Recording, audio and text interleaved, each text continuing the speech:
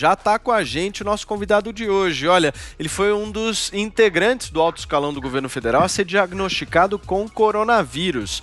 Mas se recuperou, está bem, está de volta ao batente. A gente vai ter oportunidade de falar com ele sobre pesquisas em relação à doença, passando aí pela busca de vacinas e também de remédios. O papo agora no Morning é com Marcos Pontes, ministro da Ciência, Tecnologia e Inovações. Ministros, tudo bom com você? Como é que você está? Bem-vindo ao Morning. Olha, obrigado pela oportunidade. Realmente agora tudo bem, né? Passei aí pelo coronavírus e agora de volta aqui às atividades com muita coisa no setor de ciência, tecnologia e inovações.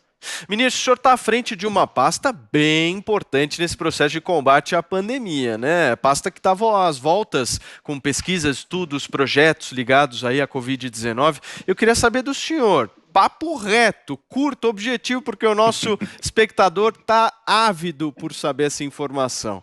O que há de mais promissor no que diz respeito ao enfrentamento do vírus e da doença, hein, ministro?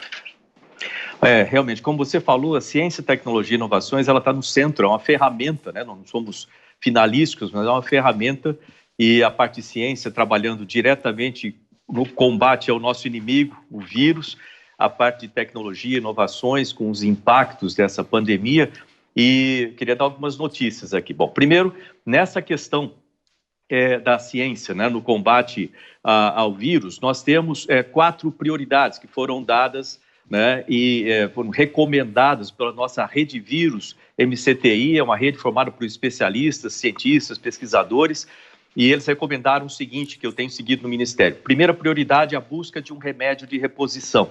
Segunda prioridade, a busca por testes diagnósticos nacionais e aumentar a amplitude, né, alcance desses testes. Terceira prioridade, a busca por vacinas. Quarta prioridade, a patogênese, né, como que funciona essa doença.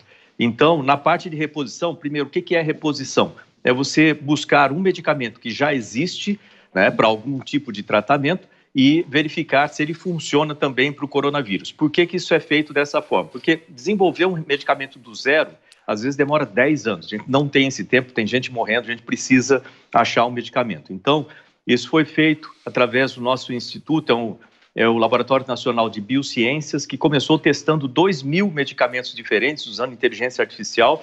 Desses 2.000, nós fechamos em 5 medicamentos, que foram para testes in vitro, com células reais. Desses 5, um deles se mostrou muito promissor, que foi a nitazoxanida, com 94% de inibição do vírus.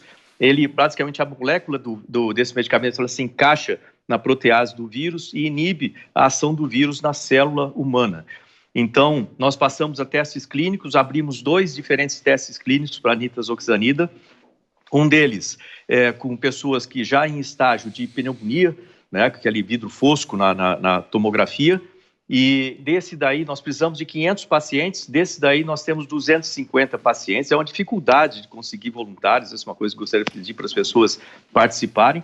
E um outro protocolo que nós abrimos, né, um protocolo para doença, para quem está no início, né, assim que foi diagnosticado, entrar no protocolo. Eu participei também, né, desse protocolo, e isso nós já estamos na fase final, né, quase praticamente fechando agora a quantidade de voluntários, e nós estamos, então, aguardando que as pessoas retornem, né, porque elas funcionam assim, a pessoa com mais de 18 anos, com sintomas de gripe, vai em uma das carretas, nós temos carretas em 8 cidades, vai em uma das carretas, diz que quer ser voluntário, a partir daí o médico vai examinar, vai fazer um teste, daquele do SWAB, né, e depois esse teste vai voltar em 24 horas, a pessoa é chamada novamente para ver se é positivo ou negativo, se for negativo está dispensado, se for positivo, então ela recebe todas as instruções do médico, mais um kit para tomar em casa, e tem que retornar no terceiro dia, tem que retornar no último dia,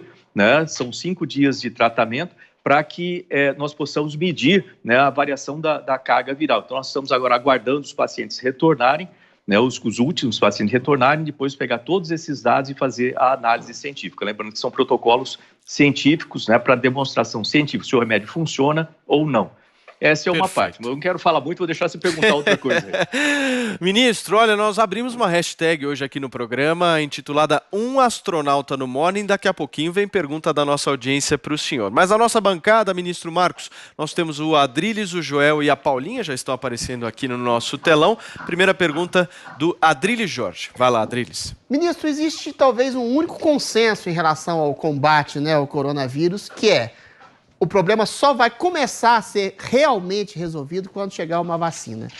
O governo brasileiro está na parceria, né, com a vacina de Oxford, que eu carinhosamente chamo também de vacina do Bolsonaro.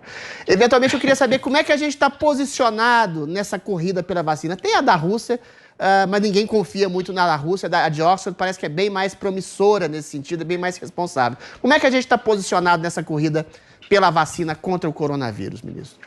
Eu acho que nós estamos bem posicionados. Deixa eu explicar o porquê. Primeiro, só voltando um pouquinho com relação ao medicamento de reposição e os testes clínicos, por que os nossos cientistas recomendaram isso como prioridades? Porque tendo em quantidade testes clínicos feitos, testes diagnósticos desenvolvidos no Brasil, e com um remédio que você possa utilizar no início do problema, você começa já a ter na mão dos médicos uma solução testada cientificamente. Em terceiro vem a vacina. A vacina ela demora um certo tempo para o desenvolvimento. Isso é natural, isso é normal, mesmo porque existe todo um trabalho de verificação do sequenciamento do vírus e depois o desenvolvimento qual é o protocolo que vai ser utilizado para aquela vacina e depois testada, né, em animais, depois testada em ser humano, de forma que ela seja abrangente, eficiente e segura. Perfeito. Por isso que o processo de vacina demora um tanto. Com a questão do Covid, todas as instituições de ciência do planeta, e nós participamos disso, eu tenho encontros frequentes com mais de 15 países, ministros de ciência e tecnologia de 15 países, existe um trabalho intenso de troca de dados, de informações para que a gente possa desenvolver. O que está sendo desenvolvido num país, a gente consegue passar para o outro país quase imediatamente. Nós temos no Brasil sequenciamento sendo feitos em todo o país, né? E nós estamos financiando isso. Por quê? Nós precisamos saber, conhecer o vírus que está aqui no Brasil, se ele tem algum tipo de mutação, etc., para melhorar a eficiência da nossa vacina. Perfeito. Nós temos 16 protocolos de vacinas sendo desenvolvidos pelos nossos cientistas. Além disso, participamos internacionalmente dessas vacinas que estão mais adiantadas e também de um time de 77 países, um acelerador de vacinas, em que nós pagamos uma certa quantia e também participamos com os nossos cientistas, e assim que tiver uma dessas vacinas mais adiantadas, nós também recebemos a tecnologia. Perfeito, mas dá para dar uma projeção, um prognóstico de quando a gente vai ter essa vacina em mãos e em quanto tempo a gente poderia ter a população vacinada e imunizada, não? Essas vacinas que estão na terceira fase já vêm sendo testadas com pessoal do corpo médico e alguns outros grupos específicos.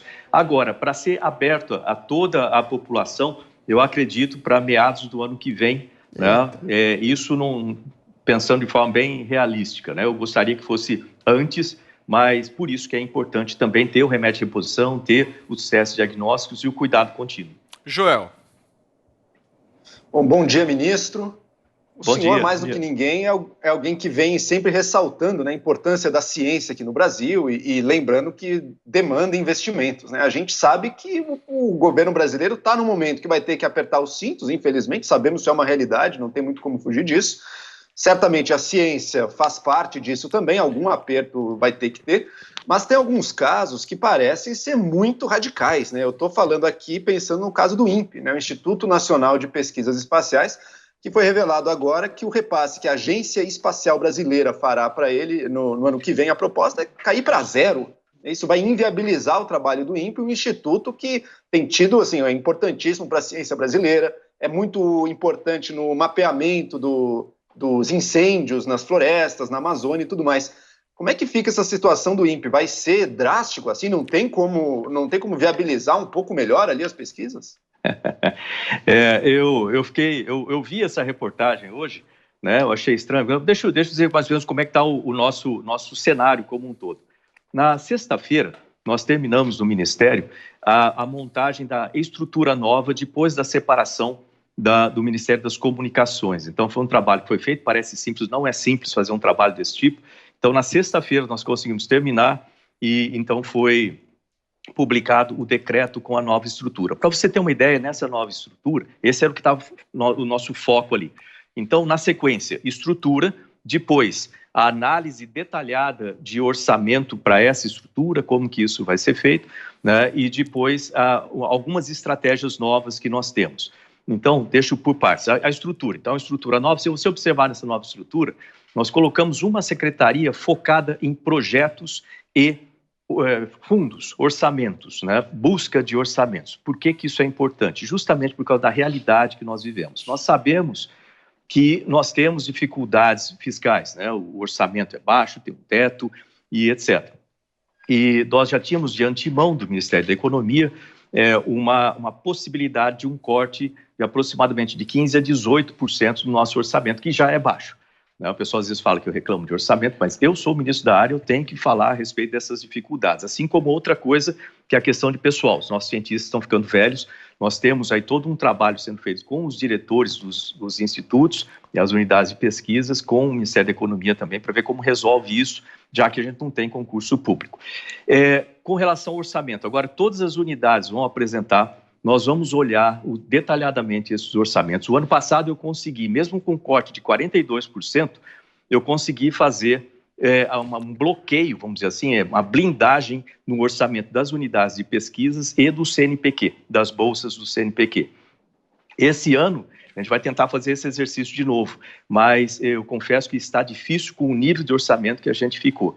Então, provavelmente, algum repasse de corte vai ser feito para as unidades de pesquisa, mas não a zero. Okay. Né? O INPE ele tem uma situação interessante, porque ele recebe orçamento do Ministério e recebe orçamento da Agência Espacial. Então, tudo isso vai ser analisado e daqui a algumas semanas a gente vai ter uma resposta mais definitiva a respeito disso. Paulinha, queria uma pergunta sua. Posso trazer dos ouvintes primeiro? Porque tem muita gente com dúvida a respeito da mesma coisa, que é essa questão da base de Alcântara. Então, o Prehistoric Games e Alisson Lucas têm curiosidade em saber se a base vai realmente ser usada em acordo internacional. Se for, qual é o valor de dinheiro que o Brasil pode arrecadar e o que a cidade quilombola ali perto pode ganhar com isso? E o Alisson complementa que vai haver reciprocidade na troca de tecnologias. Tem gente perguntando de um foguete brasileiro, quando vamos lançar, enfim, as pessoas têm bastante dúvida a respeito disso, ministro. Muito bom, muito bom. Esse é um assunto que eu adoro, é o meu setor da área espacial, então a gente tem...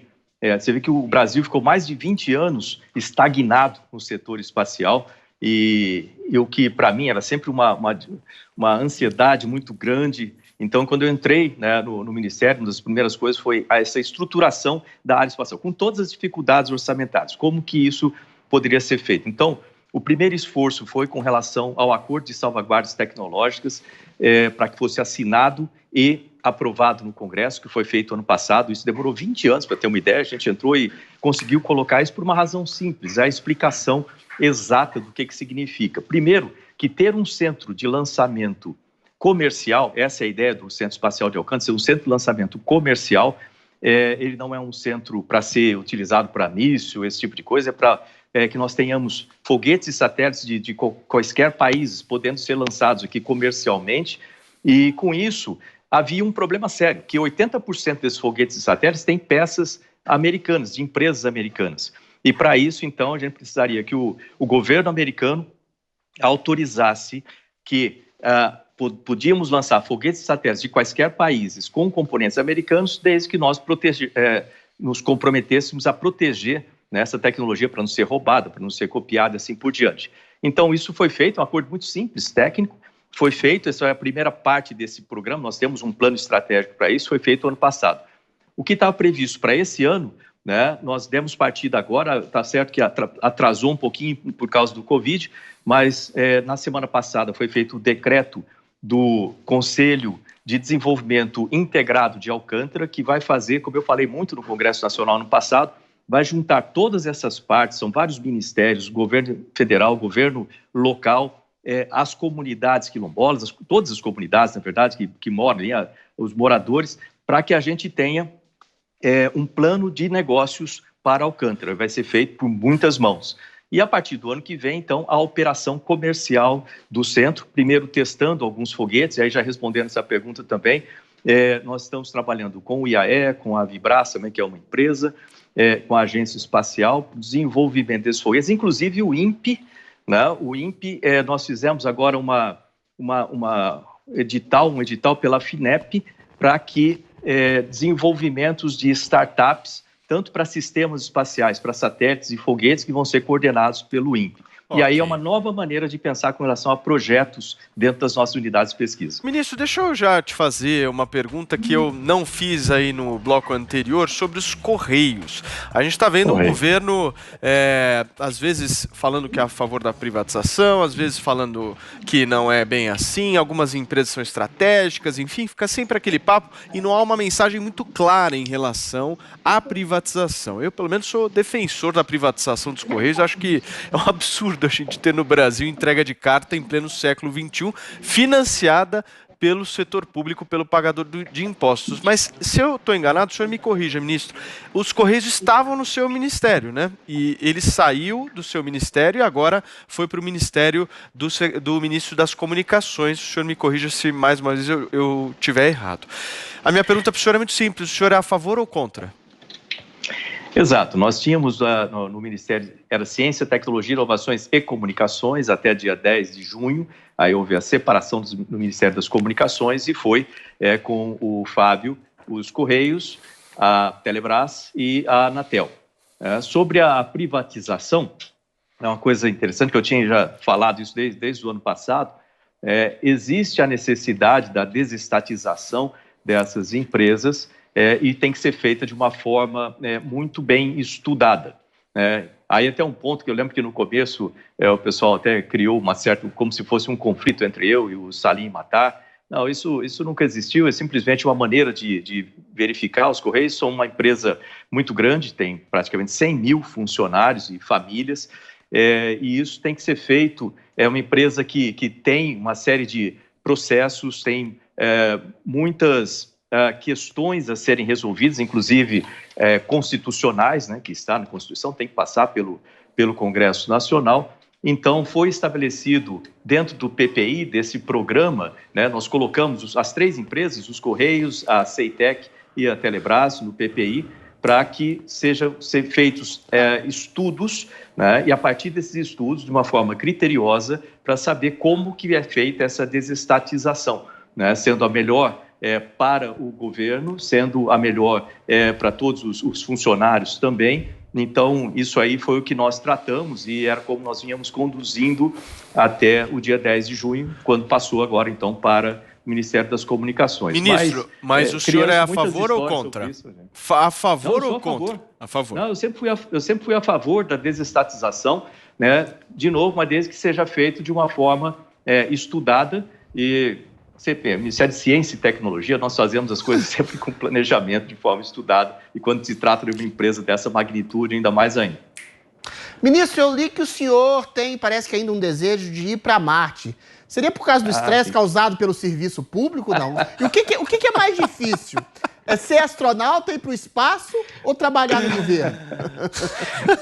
Olha, tem dia que eu fico meio na dúvida, viu? Mas olha, não, isso é uma coisa que eu já venho falando de muito tempo, né, essa questão de Marte, desde do tempo ali na NASA, 20 anos trabalhando junto com a NASA.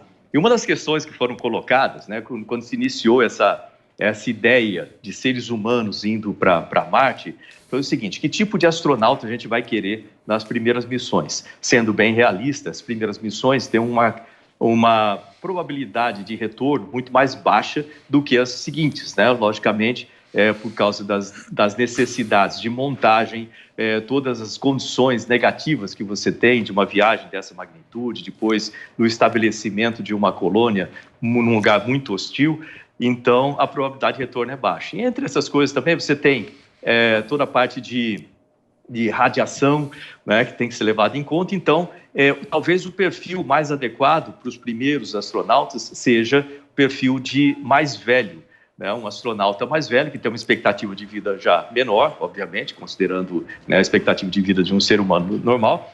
E, além disso, tem o conhecimento, né, e tem essa questão da radiação menos susceptível em certos aspectos. Portanto, eu falei assim, olha, sim, eu gostaria de ir para... Isso vai acontecer só na década de 2030, eu vou estar acima de 70 anos, então, por que não? É uma boa utilização aí da parte final da vida.